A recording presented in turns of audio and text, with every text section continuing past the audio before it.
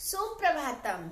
हिंदी की कक्षा में आपका स्वागत है और आज मैं उपस्थित हूँ व्याकरण का नया शीर्षक लेकर। जी हाँ, विशेषण। सबसे पहले मैं आपको बता दूं कि विशेषण किससे कहते हैं। छात्रों, हर व्यक्ति के, हर वस्तु के कुछ न कुछ विशेषताएं होती हैं। कुछ गुण होते हैं, कुछ दोष होते हैं। उन्हीं विशेषताओं को हम क्या कहते हैं? विशेषण। अर्थात संज्ञा या सर्वनाम की विशेषता बताने वाले शब्दों को हम विशेषण कहते हैं। जिस प्रकार से बालक शब्द एक संज्ञा है, एक नाम है और हम इसकी कुछ विशेषताएं बताएं। जैसे मैं लिख देती हूँ सुंदर, तो यहाँ पर ये वाक्य बना सुंदर बालक, जिसमें से सुंदर शब्द किसकी विशेषता बता रहा है? बालक की। इसलिए सुंदर यहाँ पर विशेषण है। उसी प्रकार से बाल। अब बाल सफेद भी होते हैं, काले भी होते हैं, तो हमें बाल की विशेषता बतानी है। अभी मैं लिख रही हूं यहाँ पर काले बाल, तो काले शब्द क्या है? विशेषण है, क्योंकि यह बाल की विशेषता बता रहा है। उसी प्रकार से घड़ा, छोटा घड़ा।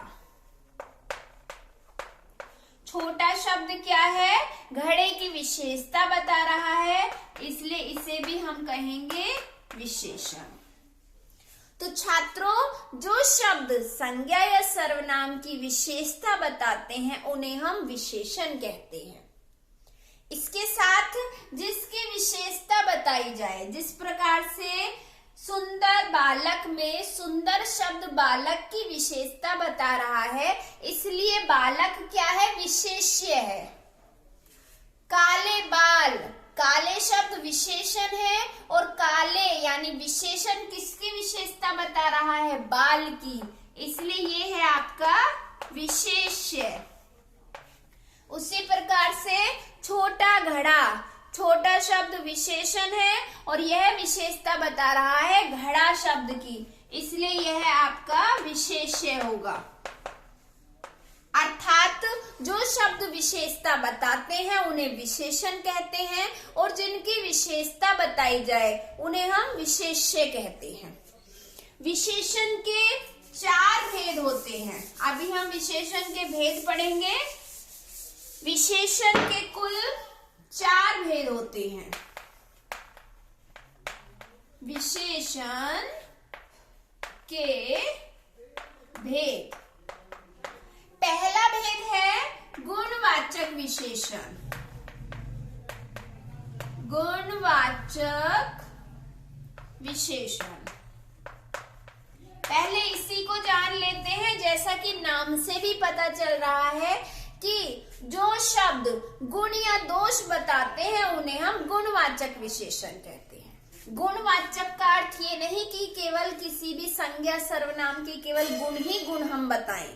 जी नहीं, गुणवाचक विशेषण में गुण और दोष, आकार, अवस्था, स्थिति, स्थान सभी आता है।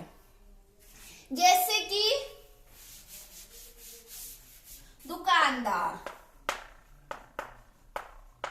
दुकानदार शब्द भी एक संज्ञा है, एक नाम है और उसकी विशेषता मैं लिख देती हूं ईमानदार।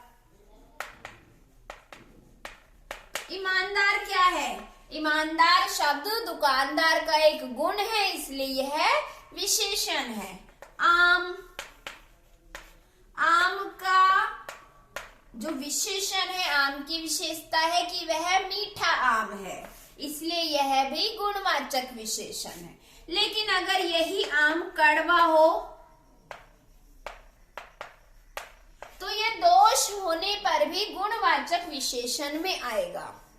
इसलिए जो शब्द दोष या गुण बताते हैं, आकार या अवस्था बताते हैं, आकार में छोटा बड़ा, मोटा पतला, अवस्था गोरा काला, पीला, नीला, तो ये सभी हमारे गुणवाचक विशेषण में आते हैं। इसके बाद दूसरा भेद होता है, विशेषण का दूसरा भेद है परिमाणवाचक विशेषण। परिमाणवाचक विशेषण। परिमाण का अर्थ होता है माप तोल, अर्थात जो शब्द किसी संज्ञा या सर्वनाम की विशेषता माप तोल में बताते हैं। मापना मतलब नापना या तोलना शब्द जिसमें आते हैं वो हमारे परिमाणवाचक विशेषण होते हैं। परिमाणवाचक विशेषण केवल वहीं पर प्रयोग किए जाते हैं जिन्हें हम गिन नहीं सकते। जैसे कि चीनी, आप बाजार से चीनी लेने जाएं और आप दुकानदार से बोले कि भैया मुझे चीनी चाहिए, तो वो आपसे पूछेगा कि आपको कितनी चीनी चाहिए, तो शायद आप उससे बोलेंगे कि मुझे 2 किलो चीनी चाहिए। तो यहाँ पर चीनी की विशेषता क्या है, चीनी का परिमाण क्या है? चीनी का परिमाण है 2 किलो, इसलिए ये यहाँ पर विशेषण हो गया। लेकिन वहीं पर आप अपनी मम्मी से बोले मम्मी मुझे थोड़ी सी चीनी चाहिए, यहीं पर चीनी में आपने उसका परिमाण नहीं बताया, केवल आपने अंदाजा बताया है कि थोड़ी सी चाहिए, तो ये भी आपका परिमाणवाचक है। लेकिन दोनों में क्या अंतर है? जहां पर आपने निश्चित बता दिया है कि आपको कितनी चीज चाहिए, वो आपकी निश्चित परिमाणवाचक है, जबकि जिसमें आपने निश्चित मात्रा नहीं बताई वो आपका अनिश्चित परिमाणवाचक है। इस प्रकार से परिमाणवाचक के 2 भेद होते हैं, निश्चित परिमाणवाचक और अनिश्चित परिमाणवाचक। जैसे आपको पानी पीना है तो आप मम्मी से बोले कि मुझे 1 गिलास पानी दे दीजिए, तो 1 गिलास यानी आपने निश्चित मात्रा बताई है, इसलिए वह है आपका निश्चित परिमाणवाचक। लेकिन आप बोले थोड़ा सा पानी चाहिए तो वो आ जाएगा आपका अनिश्चित परिमाणवाचक। तो इस प्रकार से परिमाणवाचक के 2 भेद होते हैं, निश्चित परिमाणवाचक तथा अनिश्चित परिमाणवाचक। अनिश्चित परिमाणवाचक।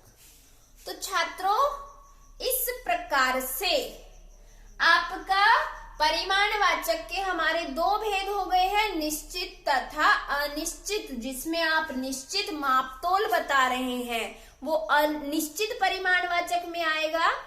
जैसे 2 किलो चीनी, 1 पाव दूध, 1 किलो चाय, 5 किलो दाल, 10 किलो आटा। तो जिन चीजों को तोला या मापा जाता है वो परिमाणवाचक में आते हैं, और जिसे हम निश्चित मात्रा में बता रहे हैं वो निश्चित परिमाणवाचक है, जबकि जिसकी हम निश्चित मात्रा नहीं बता रहे हैं वो अनिश्चित परिमाणवाचक है। जैसे मैंने थोड़ा सा दूध पिया है, मुझे थोड़े से चावल खाने हैं, थोड़ा सा आटा नीचे गिर गया, अब मैं बोलूं 1 किलो आटा नीचे गिर गया, तो वो निश्चित परिमाणवाचक है। लेकिन थोड़ा सा वो आपका अनिश्चित परिमाणवाचक है। तो छात्रों, आज हमने विशेषण के 2 भेद पढ़े हैं, गुणवाचक विशेषण और परिमाणवाचक विशेषण। गुणवाचक विशेषण में संज्ञा या सर्वनाम के गुण और दोष बताए जाते हैं, जबकि आपका परिमाणवाचक विशेषण में उसके माप तोल के बारे में बताया जाता है। परिमाणवाचक विशेषण 2 प्रकार के होते हैं, निश्चित तथा अनिश्चित। विशेषण के आगे के 2 भेद संख्यावाचक विशेषण तथा सार्वनामिक विशेषण हम हिंदी की अगली कक्षा में पढ़ेंगे। धन्यवाद।